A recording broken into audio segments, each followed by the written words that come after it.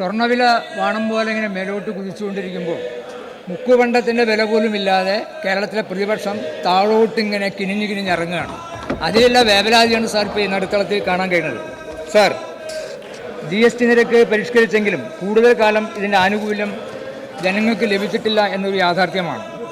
ഈ GST ആനുകൂല്യങ്ങൾ ജനങ്ങൾക്ക് ലഭ്യമാകുന്നുണ്ടെന്ന് ഉറപ്പാക്കാൻ സ്റ്റേറ്റ് ആൻറ്റി പ്രോഫിറ്റിയറിംഗ് അതോറിറ്റി വഴി ഈ വർഷം ഇതുവരെ എത്ര കേസുകൾ രജിസ്റ്റർ ചെയ്തിട്ടുണ്ട് എന്ന് വ്യക്തമാക്കണം. Yes minister.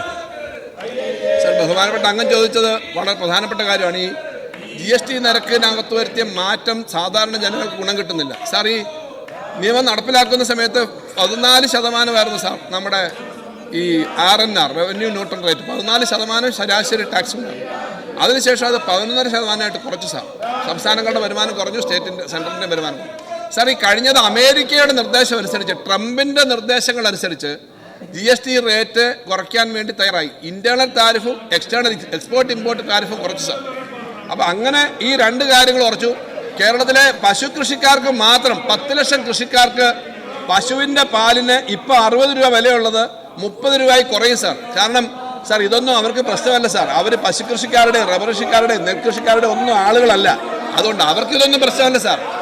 പക്ഷേ അങ്ങനെ കുറച്ചതിൻ്റെ ഭാഗമായി നമ്മുടെ നികുതി നിരക്ക് ഏറ്റവും ഒടുവിൽ GST റേറ്റ് കുറച്ചു സാർ. GST റേറ്റ് ഇന്ത്യയിലാകെ കുറച്ചതിൻ്റെ ഭാഗമായി 2,30,000 കോടി കിട്ടിയിരുന്ന ഒരു മാസം ഇന്ത്യയിലാകെ GST കിട്ടിയിരുന്നത് ഈ കുറച്ചതിന് തൊട്ടടുത്ത മാസം 1,72,000 കുറഞ്ഞു സാർ ഇന്ത്യയിലാകെ. എന്നാൽ കേരളത്തിൽ ആ കുറവിന് ആനുപാതികമായി കുറവ് വന്നില്ല എന്നുള്ള സന്തോഷകാര്യം ഞാനിവിടെ പറയുകയാണ്.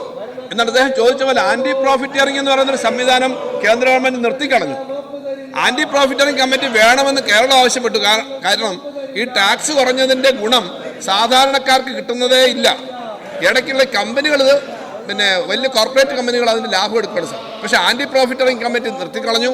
അതുകൊണ്ട് ആ പരിശോധന നടക്കുന്നില്ല. അതുകൊണ്ട് ബിസിനസ്സുകാർ, വലിയ കമ്പനികൾ സാധാരണക്കാരെ കൊള്ളയടിക്കുന്ന പോലെ ടാക്സ് സമ്പ്രദായം അവരുടെ ഇഷ്ടമനുസരിച്ച് ചെയ്യുന്നതിൻ്റെ അപകടം നമ്മുടെ കസ്റ്റമേഴ്സ് അനുഭവിക്കുകയാണ്. കേരളം ഉൾപ്പെടെയുള്ള സ്റ്റേറ്റുകൾ, കേരളവും കർണാടകവും ഉൾപ്പെടെയുള്ള സ്റ്റേറ്റുകൾ ഈ കാര്യം പറഞ്ഞിരുന്നു, അവിടെ ശക്തമായി പറഞ്ഞിരുന്നു ആൻറ്റി പ്രോഫിറ്റിയറിംഗ് കമ്മിറ്റിയുടെ കാര്യത്തിന്. പക്ഷേ ദൗർഭാഗ്യവശാൽ അതൊന്നും ഇവിടെ പ്രശ്നമല്ല കോൺഗ്രസിനുള്ളതുകൊണ്ട്.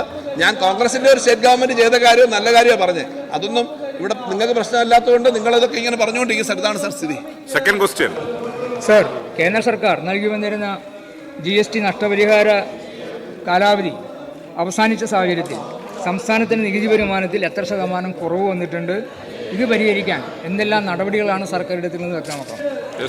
സാർ, GST നടപ്പിലാക്കിയ സമയത്ത് 5 വർഷക്കാലം കൊണ്ട് GST നടപ്പിലാക്കുന്നതിൻ്റെ ഭാഗമായി നഷ്ടം പരിഹരിക്കപ്പെടുമെന്നാണ് കേന്ദ്രം കണക്കുകൂട്ടിയത്, അല്ലെങ്കിൽ കൗൺസിൽ. സാർ, അങ്ങനെ 5 വർഷം നമുക്ക് നഷ്ടപരിഹാരം കിട്ടിയിരുന്നു.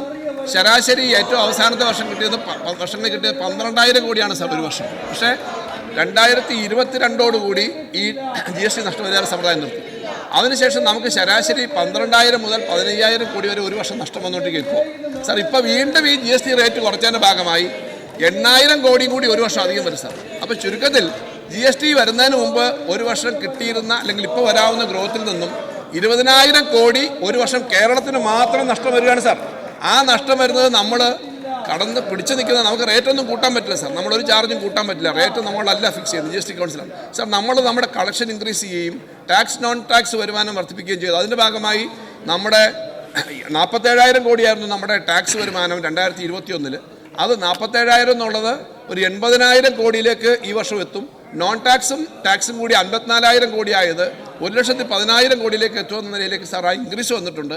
ആ ഇൻക്രീസ് വന്നതുകൊണ്ടാണ് ഒരു വർഷം 50,000 കോടി വെച്ച് അവർ കുറയ്ക്കുന്നത്, ഇപ്പോൾ നമ്മൾ വർദ്ധിപ്പിച്ചുകൊണ്ടിരിക്കുന്നത് സാർ. ഇവിടെ സർക്കാർ ഈ കാര്യങ്ങളൊക്കെ ഈ ബുദ്ധിമുട്ടിക്കാൻ അവർ ശ്രമിക്കുമ്പോഴും നമ്മൾ ചെയ്തുകൊണ്ടിരിക്കുന്നുണ്ട്. ഇത്രയും പ്രശ്നങ്ങൾ വരുമ്പോൾ പല സ്റ്റേറ്റുകളും സാർ, സാക്ഷാൽ കോൺഗ്രസ് ഭരിക്കുന്ന ഹിമാചൽ പ്രദേശിൽ ശമ്പളം കൊടുക്കുന്നില്ല സാർ. കൃത്യമായി കോൺഗ്രസ് ഭരിക്കുന്ന 3 സ്റ്റേറ്റിൽ ഹിമാചൽ പ്രദേശിൽ ശമ്പളം കൃത്യമായി കൊടുക്കുന്നില്ല. കേൾക്കുന്നുണ്ടോ എന്തോന്ന് അറിയില്ല. രണ്ടാമത് സാർ, തെലങ്കാന ഏറ്റവും സമ്പന്നമായ സംസ്ഥാനങ്ങളിൽ ഒന്നാണ്. അവിടെ കൃത്യമായി 1-ാം തീയതി ശമ്പളം കൊടുക്കാൻ ബുദ്ധിമുട്ടാണെന്ന് ബഹുമാനപ്പെട്ട മുഖ്യമന്ത്രി പറഞ്ഞു. 1-ാം തീയതി ശമ്പളം കൊടുക്കാൻ പറ്റുന്നില്ല സാർ. ഇവിടെ ഇത്രയും വെട്ടിക്കുറച്ചിട്ടും നമ്മൾ ഈ കാര്യങ്ങളെല്ലാം കൃത്യമായി ചെയ്യുന്നെന്ന് മാത്രമല്ല സാർ, കഴിഞ്ഞ ദിവസം കണ്ടല്ലോ, അങ്ങ് കണ്ടു, DA കൊടുക്കില്ല. DAയുടെ എല്ലാ ഗഡുക്കളും കൊടുക്കുമെന്ന് പറഞ്ഞു. ഈ മാസം 1-ാം തീയതി, അടുത്ത മാസം 1-ാം തീയതി DAയുടെ 3% കൊടുക്കും. ഏപ്രിൽ 1-ന് 10% കൂടെ കൊടുക്കും. അങ്ങനെ മുഴുവൻ കിടിയെ ഗഡുക്കളും കൊടുക്കുമെന്നുള്ളത് പറഞ്ഞു അത് നടപ്പിലാക്കാനായിട്ട് ഓർഡർ വിട്ടു സാർ. സാർ ശമ്പള കമ്മീഷനെ നിയമിക്കുമെന്നുള്ളതാണ് അടുത്ത സംശയം. സാർ ശമ്പള കമ്മീഷന്റെ പേരുകളും ഉടൻ തന്നെ വരും. ശമ്പള കമ്മീഷനെ നിയമിക്കും, ശമ്പള കമ്മീഷൻ വരും, മറ്റു കാര്യങ്ങൾ വരും. ഇതെല്ലാം ചെയ്യുന്നത് കേരളത്തിലെ ജനങ്ങളിൽ വിശ്വാസം അർപ്പിച്ചുകൊണ്ട് എല്ലാ കാര്യങ്ങളും ചെയ്യുന്നതിൻ്റെ ഭാഗമായിട്ടാണ്. അതിന് വരുമാനം നമ്മൾ കേന്ദ്രം ഈ വെട്ടിക്കുറയ്ക്കുമ്പോഴും ഇതിനകത്തുകൂടി ചെയ്ത് മുന്നോട്ട് പോകണം സാർ. അതുകൊണ്ട് സാർ ഇതെല്ലാം ചെയ്യുന്നതുകൊണ്ടാണ് സാർ ഇന്നും ഈ വിഷമം. അതുകൊണ്ടാണ് ഇതൊന്നും കേൾക്കാതെ നാട്ടുകാർ കേൾക്കാതിരിക്കാൻ വേണ്ടി ഈ സമരരംഗത്ത് ഇറങ്ങിയിരിക്കുന്നത് സാർ.